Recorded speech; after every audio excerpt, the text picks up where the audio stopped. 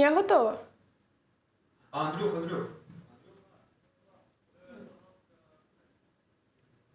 Угу. Ще хвильку. Угу.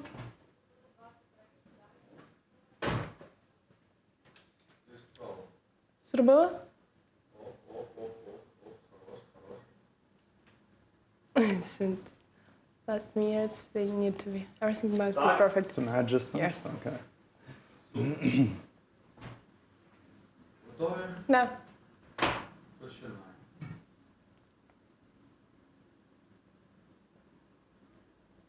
Можна починати? Так, а включи мені, може, таймер?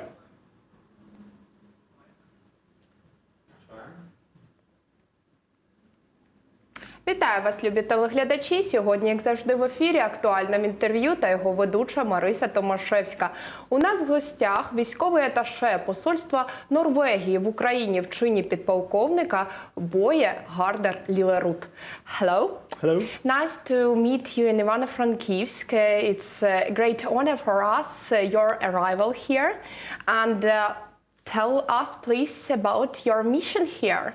Well, thank you so much for those warm words of welcome. My primary mission here today, I have to speak military, of course, is to hand out diplomas to 30 graduates from a project that we have for former military personnel. I know that the same military project for former military men, and the third part of them are the participants of ATO, anti-terroristic organization in Ukraine, and they have the diplomas of the Nord University of Norway, and the Norwegian embassy is supported this project. What are the perspectives they have after that requalification? Well, I think we have to go back in time a little bit and talk about the project itself, because it started in 2003. Three? Yeah. It was originally meant for Crimea, but it has changed over the years, and it's now almost all over Ukraine at different universities. But especially since 2014 and the Russian aggression, things have changed, because you are now receiving a larger group of veterans from the Donbass, and they have their own perspectives and their own challenges. Transitioning from military life to civilian life can be difficult for anybody. People with combat experience, like those from the Donbass, maybe even more so. I believe that a project like this helps that transition for them to make it easier, because it gives them confidence and it gives them a certain set of skills that will be useful in a civilian life. Okay, great. But can they have motivation for improving themselves not in Ukraine, but in particular in Norway? That is a perspective they can have. Participating in something like this will give you extra motivation, and it will also allow you to test your own skills and see what you want to do with your life. Studying in Norway after this, absolutely a possibility. Okay, great. But you have come here to Oil and Gas University, where you have had a base for cooperation concerning this special project for military men. Why you have chosen the Oil and Gas University? Well, Norway is an oil and gas producer, so we have a natural connection there as well. The program they are studying here is about entrepreneurship and leadership, so not directly related to oil and gas. But that connection is more due to connections with the university and the administration itself, who have shown themselves to be extremely helpful in organizing this project. What else tones you have chosen for the realization of such project like as this in Ivano-Frankivsk? I can never remember the whole list, but yesterday I was in Ternopil handing out, and the day before in Chernihiv. I know I have colleagues in Odessa and Mykolaiv, and last week they were in Uzhgorod, and we also have one in Lviv. There are more, but I don't remember all of them. As I know that in 2019 there was an international seminar on discussed 3 years stage between Norway and Ukraine, and it took place in Kiev, and it was a discussion about the strategy on 2020 till 2022 between Ukraine and Norway. Can you tell us about the provisions of this strategy and what of the progress of this strategy, or I don't know, thesis, will be carried out first of all? I can give you a short overview without going into details, but as I said, the project has been running for many years, 15 years, and it's important for Norway to have, we like long-running projects, but we also like projects that end up becoming self-sufficient, meaning that the nation itself takes responsibility for social adaptation of its military personnel. So what happened recently was there was an audit, a sort of a check. Are we still doing the right things, and are we doing the things right? And I'm very happy to say that, yes, we are. The foundation IFSA, which is responsible for this, they came out with high grades from an independent auditing entity from Geneva, and it was then easy for Norwegian authorities to continue the project for another 3 years. So, on the financial question, how many financial equivalents you need to give to Ukraine to realize the whole paragraphs of strategy? Oh, that's a difficult question. I'm not sure I'm the right person to answer that. For us, it's always, this is more related to the Ministry of Foreign Affairs than the Ministry of Defense. Okay, and do you know by yourself the present Minister of Defense of Ukraine, and what can you tell about his decisions? And if you have if you had such conflict as we have in Ukraine, what will you do for the realizing this? I think the last part of your question is important because it changes the perspective. And I hear this very often when I talk to Ukrainian partners. Mm-hmm. When they ask us about our impression of, for example, Russia, they will say, well, maybe it changes if your country was occupied and you were in a conflict. And that is true. The perspective will change. I will be very careful about commenting on your political leadership. They are a very young and ambitious, and they have a lot of drive, and I'm very optimistic on their future. But our present leader doesn't have an experience in a military conflicting, because he is not a military man here. Mm. And is it important for a country as Ukraine is to have a leader who had an experience in the military questions? What do you think about it? My personal opinion is I think it's good that you have a civilian Minister of Defense. In Norway, we only have civilian Ministers of Defense. We have had several female Ministers of Defense, and it works really well. The military component is best left to the General Staff, which is a different entity. But when it comes to policy making the big decisions, that is a prerogative that belongs to the Ministry of Defense, and I think it helps to have a civilian Minister of Defense. But besides of the conflict in Donbass, we have another conflict, but more light.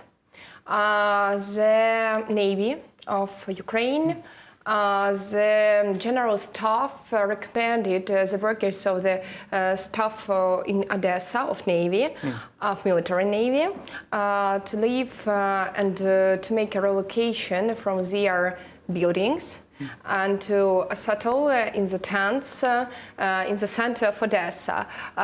Did you have the same situation in Norway? And if you had them, what will you do with this, with such conflicts?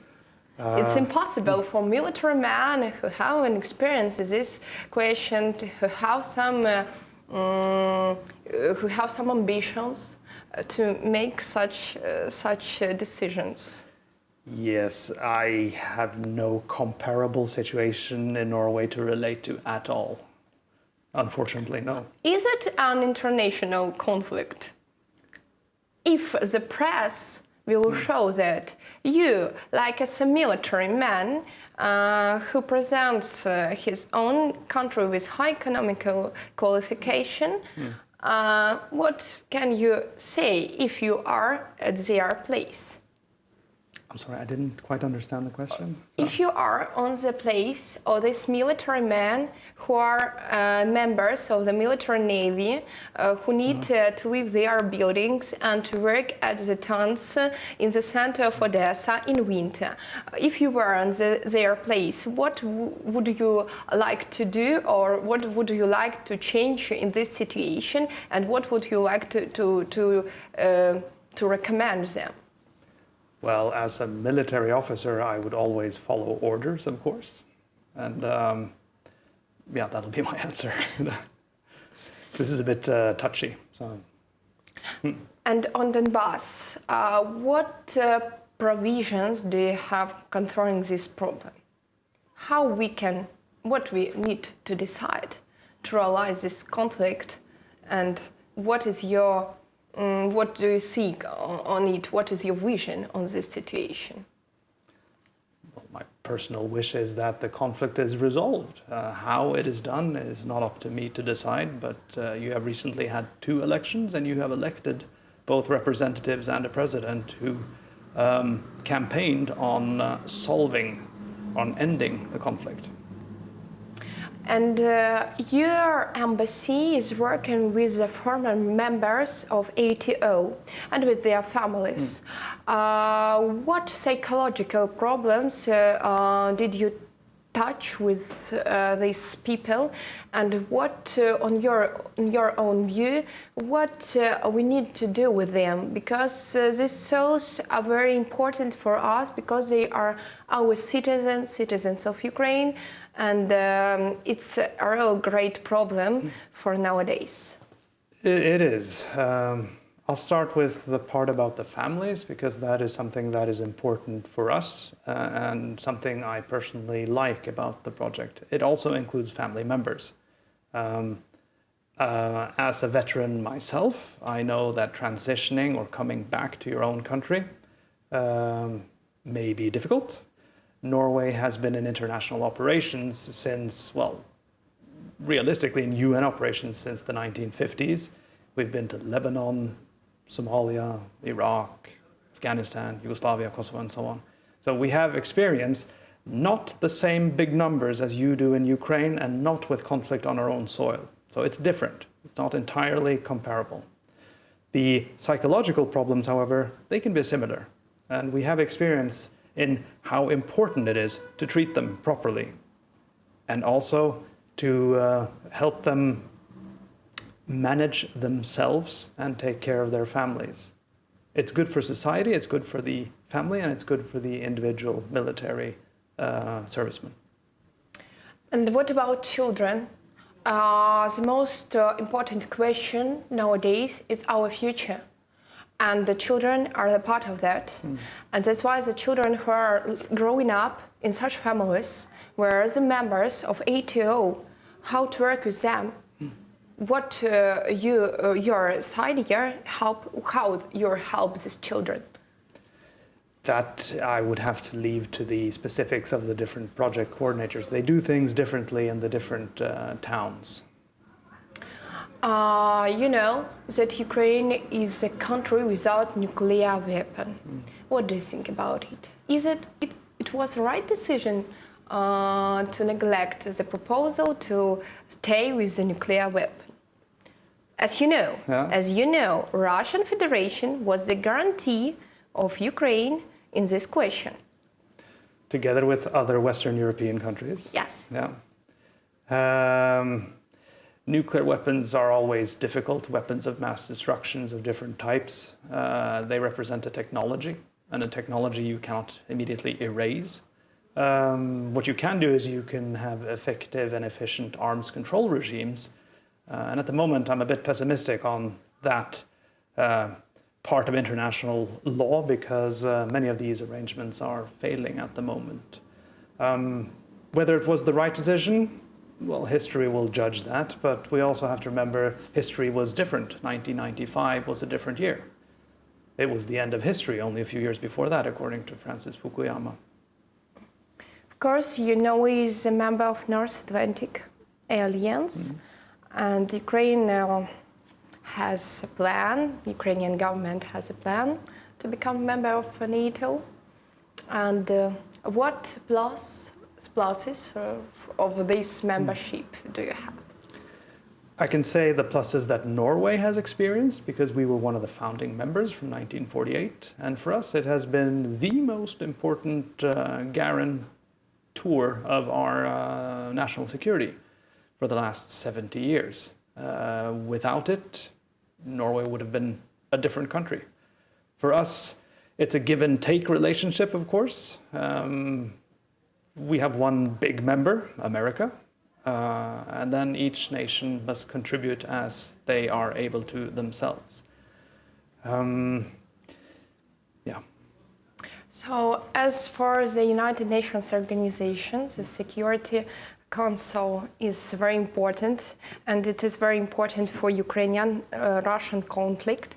And how can you comment on the decisions of the Security Council look over this conflict between Ukraine and between Russian Federation? That's a very tough question because the UN Security Council has 5 permanent members. And, I know, yeah. And then you will always have 1 or 2 of the members blocking, vetoing, or vetoing. abstaining. Yeah.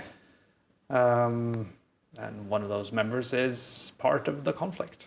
So. But if Norway will be the prominent member of the Security Council, what will you recommend to do and accept Russian Federation? If you will be on the place of Russian Federation, what will you change in this situation? I'm not sure I'm the right person to answer that question. That is up to the Ministry of Foreign Affairs again. Okay. So as I know that in Ivano-Frankivsk there is new energy laboratory. On your own opinion, is it become a more serious laboratory for new processes, for new strategies, which will be useful for military working outs for Ukraine and either for Norway? I think it'll be useful for Ukraine in particular. With the ongoing energy change going on. I know Norway is heavily invested in Ukraine when it comes to renewable energy, including wind and solar. And Norway itself is, again, we're lucky. We have 100% of our electricity is from hydroelectricity. It's from water or from renewable sources. We have some wind power as well. But we have lots of competence in this area, which we have 2 Norwegian businesses involved in Ukraine transitioning, the green transition. Technology is constantly changing, and technological universities and think tanks, what do you call it? They need to be at the forefront of this. So yeah, this is important for Ukraine to, not be a technological dinosaur when it comes to energy. Because I know that Ukraine is less force in economical situation, and usually countries with high quality of economic, they use different stages for realization their plans, for their countries. And I thought that Norway made the same in Ukraine to improve its potential, in particular in Norway. So that's why I have asked you this question. You're talking about technology transfer to Norway, or? In Ukraine, yes. I know that it's useful for Ukraine, but for Norway? It's a double-edged question because Yeah. Norway makes a ton of money from oil and gas. So obviously we don't want everybody to go green immediately. I say that with a smile, of course, but knowledge transfer and talented people in oil and gas will obviously have a place in Norwegian petroleum sector as well. You have come to Ukraine not long time ago, and that's why it's very important for me. What impressions did you have at first time, and what differences between your previous place of your work and this nowadays?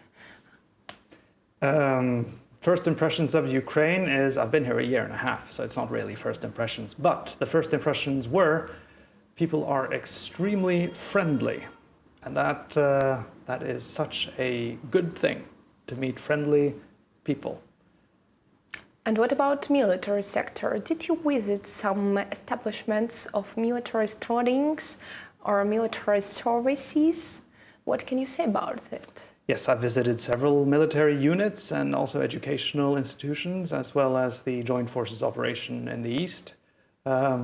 And I'm impressed. I mean, they do things that would not have been possible only a few years ago.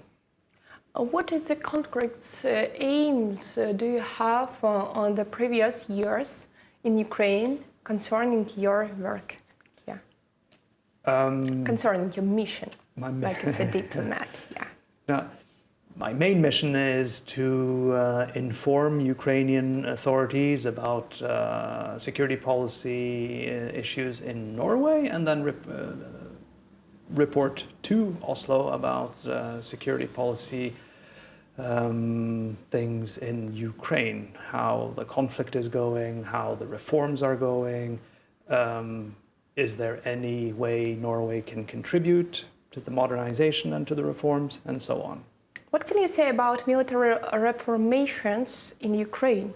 Are they on the good stage here or no?